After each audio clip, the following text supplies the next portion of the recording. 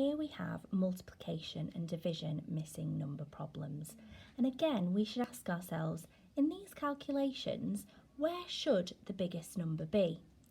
When we're multiplying, we are timesing two values together to create the total. So our biggest number should be the answer, meaning when we have a missing number multiplication problem, we should always do the inverse, meaning we divide.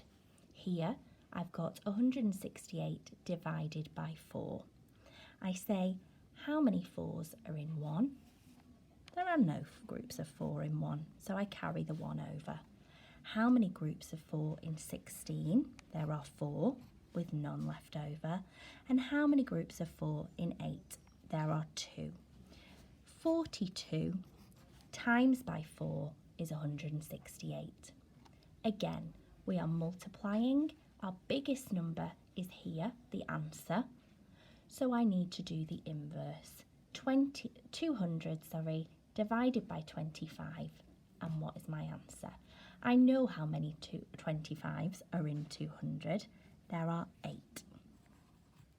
If I wasn't sure, I could do the written method as I have above. Here we have some division, missing number problems. When we're dividing, we start with a value and split it into equal parts to see our answer. So our biggest number will be at the beginning of our problem. So for this one, where my biggest value is missing, I need to do the inverse. I need to times to see what my biggest value is. So I do 56 times 3. 6 times 3 is 18.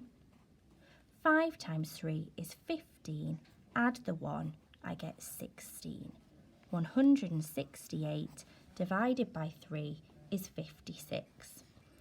Finally, I have 144 divided by something is 12.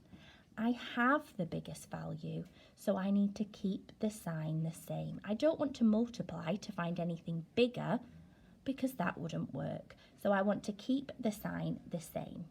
I do 144 divided by 12, and I know my 12 times table. I know that 12 times 12 is 144. If I wasn't sure, I could do my written method again to work that out. So with our missing number problems, we consider where should our biggest number be to decide if we're keeping the sign the same or doing the inverse.